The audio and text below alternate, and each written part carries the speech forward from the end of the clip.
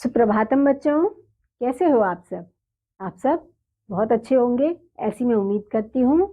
तो हमने पाठ 4 में जो कर्ता कारक के विषय में जानकारी ली थी, उसी के आगे चलते हैं आज।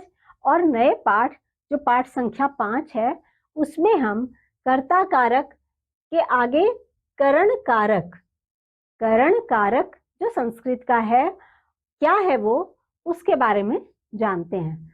तो बच्चों, यहाँ पे मैं आपको बता दूं, करण कारक, जिसको कि आप इंग्लिश में समझ सकते हो इंस्ट्रूमेंटल केस, उसको इंस्ट्रूमेंटल केस कहा जाता है इंग्लिश में। तो इसके माध्यम से भी आप इसके बारे में, करण कारक के बारे में जान सकते हो। तो आइए बच्चों, जानते हैं कि करण कारक किसे कहते हैं।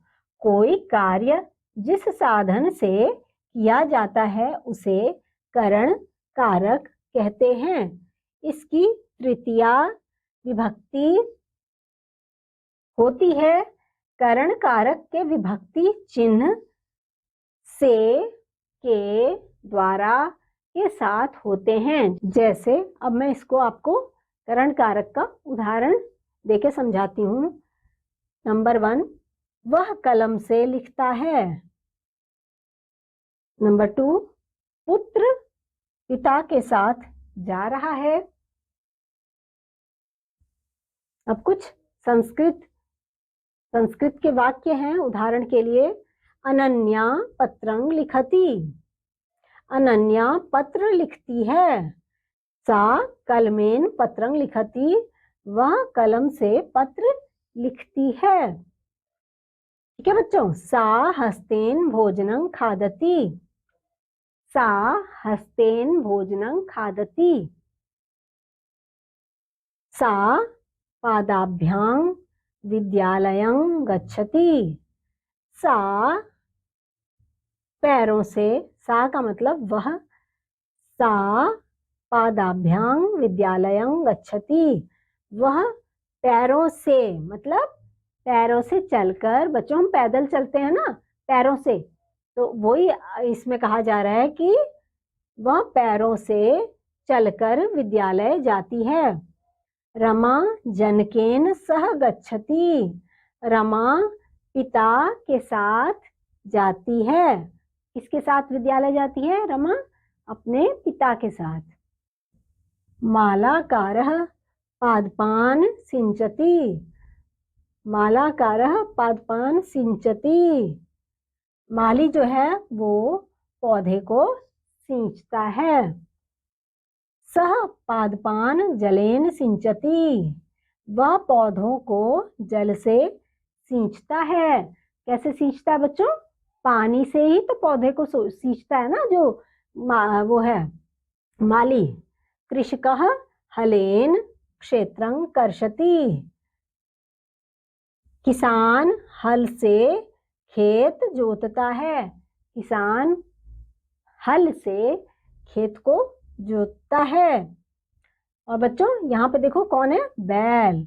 बलिवर्दः, यानी कि बलिवर्दः किसको बोलते हैं संस्कृत में? बैल को, है ना बच्चों। तो देखो, बलिवर्दः चतुर्भिः पादैः चलति। बलिवर्दः यानी कि बैल, बैल 4 पैरों से चलता है। देखो ये बैल है ना, इसके कितने पैर है बच्चों? 1 2 3 4, 4 पैर है ना इस बैल के, और चारों पैरों से ये बैल चलता है। कुछ और उदाहरण। भक्तः ईशं भजति। ईश यानी कि भगवान, भक्त जो है ईश्वर को भजता है। सह ध्यानेन ईशं भजति। ये देखो साधु जो है, ये ध्यान में बैठे हैं ना, ध्यान लगा के बैठे हुए हैं, है ना बच्चों। तो इसको कह रहे हैं सह ध्यानेन ईशं भजति। वो ध्यान से ईश्वर को भजते हैं। भक्त स कर्णाभ्याम उपदेशान शृणोति। सह कर्णाभ्याम उपदेशान शृणोति। वह कानों से उपदेश सुनता है।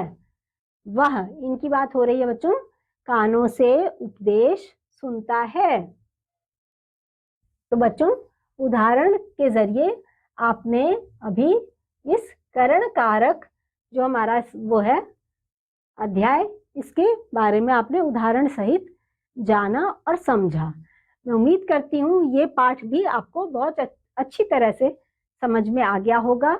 और हम अब अगले पाठ में फिर से एक बार मिलेंगे बच्चों। तब तक के लिए बाय बाय।